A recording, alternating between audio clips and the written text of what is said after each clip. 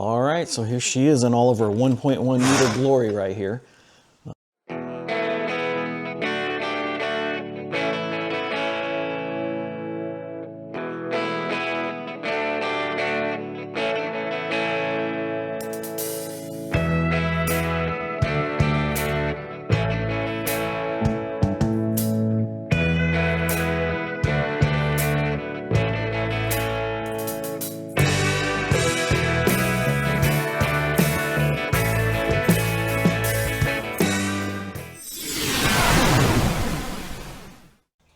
All right, good morning everyone. It is Dr. Dave here with D Squared Outdoors. Well, I finally got one, the Aero Scout S2. I've been wanting one of these planes for a very long time. It's been hard to find one that's in bind to fly. Usually you get the ready to fly version is available. So they came out with a newer version one. This is the S2. It has an upgraded receiver. And since they came out with a new version, they also came out with a bunch of bind to fly ones. So I was finally able to pick one up. And a good thing too, it was actually a little bit cheaper than the older version. So you can get these at HobbyZone at the moment. All right. Okay, so the thing that's new about the S2 is the receiver. It's a AR631 Plus, and it comes with the smart transmitter file already installed. And so whenever you upload it into your transmitter, it's very easy to do, and I'll go over that in just a few minutes. All right, I'll put it together and I'll show you what it looks like. All right, so here she is in all of her 1.1 meter glory right here. It was pretty easy to put together, only about 15 minutes, and that was following the instructions, so not a hard plane to put together at all.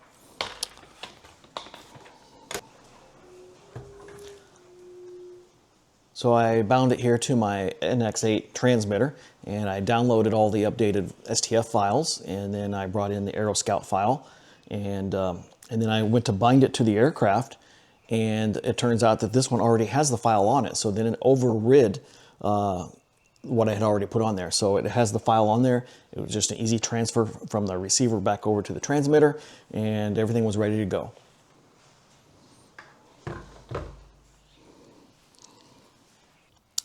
One of the things I did notice about this plane, although it has this big hatch here, when you take that off, the space for the battery is actually kind of tight. And so if you've got a standard size 3S 2200 milliamp battery here, you kind of sit it in there. You need to put it back far enough so that this little tab here can fit down in there and rotate over. And so you have to have enough space, the battery far enough back. So kind of behind this line here is adequate.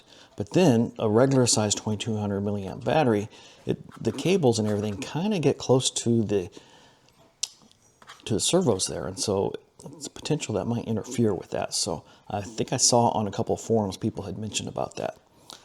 And so I tried this other battery here. This is a 3S 2200 milliamp battery by Ovonic.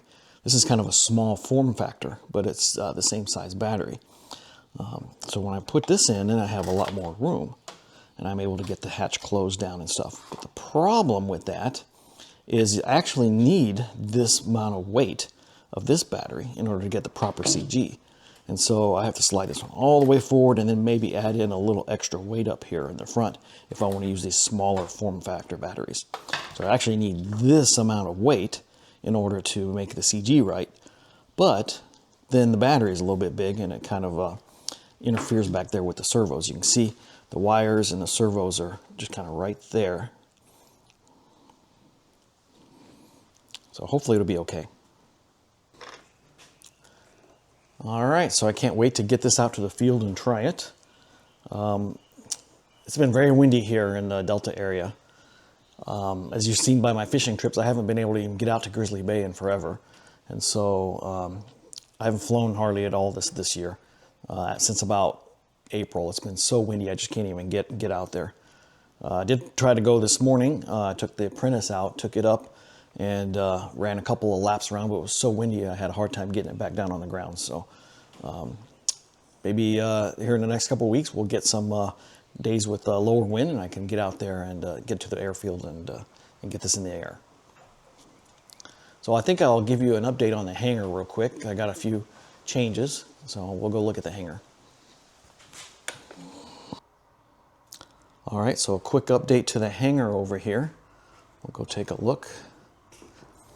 So you'll see two things that are missing, the spear and the Go Hawk. I decided to retire both of those and get some new, make some room for a few new airplanes. So still got the Frankenplane up here, and of course the Apprentice. There's the Cargo Trans and the Ugly Stick. Here's an A-10 I've been working on for quite some time. Still got the Slowpoke and the PT-17. I'll be retiring that one next. I'm gonna get a couple more flights with it and retire it. And of course, my two favorite planes, I got the Vampire and the Grunjet. Both of those are my two favorite planes right there, the EDFs.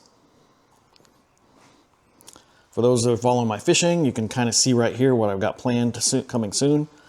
I've got me some crab traps that I've built, along with all of the buoys and ready to go. So that'll be this fall. I'll be going out to up near Tamales Bay and going crabbing up there for Dungeness crab.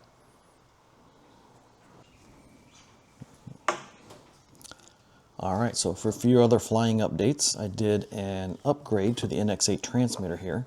A couple of them actually. The first one is I installed a new battery system. So those of you who know, the NX8's got a little small battery in there, so I went with a battery compatible with the NX10, and that gives me about 3 times the power, the time duration for flying. So it'll be no more nervousness if I'm on a long day flying out of the field, and I can fly for a lot longer and not have to worry about the battery. So that was a nice upgrade. You don't have to go with the Spectrum batteries. They have aftermarket batteries that work just fine. So this is the one that I got right here.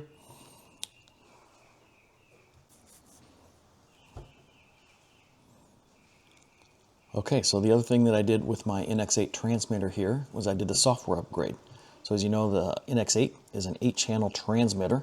And so when you do the software update, it converts it to a 20-channel transmitter. You can see here you got the first 12 channels here, and you click there, you can go to the channels 13 through 20 right there.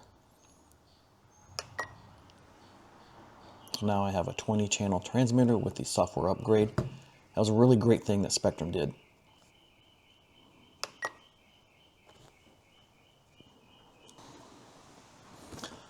All right, so speaking of the hangar, I have a couple of new additions. Here I have the Durafly BF-109. So this is a plane I've had for a little while now. I just haven't gotten around to putting it together and flying it yet. So the plan is to do it this fall. Once the wind dies down a little bit, we get past this summer wind pattern and get back to flying a little bit more. So we'll put this one in the air and see what it's like. And then the other plane that I have here, it's just in a plain white box. This is the Jolly Rogers T-28 right here. I will pop up a picture, show you what it looks like. This is from Banana Hobby. They no longer make this plane, so I was able to snag one before they took it out of circulation. So we'll put it together this fall as well and get it up in the air and see how it flies. So yeah, so let's can't wait until this fall when we get back to flying again. All right, in addition to those, I've still got a couple of smaller flight test planes that I'm going to put together and have some fun with. But these will have to be like in the winter time when there's no wind. And then I have a couple more flight test planes on the way. I've got the Super Scout XL. That'll be kind of fun when I have all the electronics and hardware for that already. That's just stuff I had lying around. And then I'm also going to do a fun experiment with the guinea pig. So I think what I'm going to try to do is make a twin EDF guinea pig. I got a design for a EDF pod that will hang on the bottom of that, and so we'll try putting that together and see how that goes. That'll be another project for I might work on those two here in the next couple weeks, and I'll record that as we do that, and then we'll get to fly them here once the wind dies down a bit. So I'll kind of show you what we've been having to deal with here in just a second.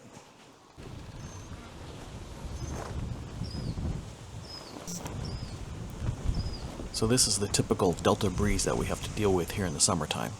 It makes it very difficult to get out and fly. It also makes it very difficult to have good days for fishing as well.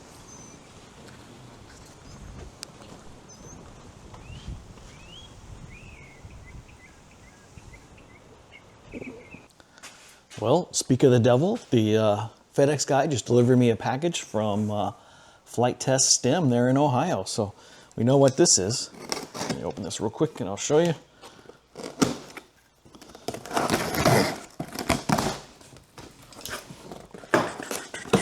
It's like Christmas today. Oh, I forgot about this one too. So I ordered the C-47 Skytran from Flight Test as well. I've been wanting to fly a C-47 for a long time, so this will be fun.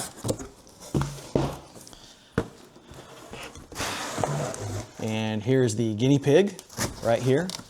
We'll have fun putting that one. Like I said, I'm going to try to do it instead of a twin engine. I'm going to try to make it twin EDF, so that'll be a blast.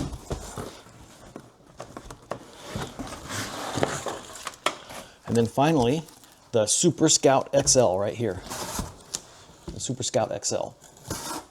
This would be a great acrobatic trainer, so I'm going to do some practice with some acrobatic stuff with that. So that'll be a blast as well. And I got a few other accessories to go with those planes. So yeah, these will be some of the next 3 in my. And I'll probably build these all here in the next couple weeks, and these will be the next 3 into my. In my hangar here. This is the Master Series C-47. So this one's going to be a little longer, a little more difficult to build, but we'll see how it goes. All right, can't wait to build this. This is going to be awesome. All right, so that's the update on all the RC flying stuff. Some of you are probably wondering if I even still fly.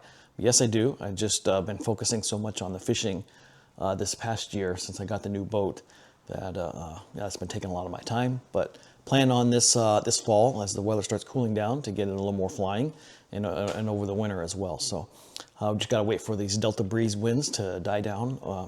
In the summertime, they're just kind of brutal out here, so it's not much flying weather available. So as soon as I get a chance, I get some good weather, I will take this plane up and we'll maiden it, and I'll record that and we'll post that there on YouTube. All right, so coming up here in the next video should be a fishing trip for Shark Week. Take some kids out. So it's currently Shark Week right now, and this coming Saturday, I've got some people that are wanting to go out on the fishing trip, and so we'll post that video. Should be a good time. All right, thanks for watching, and we'll see you on the next video.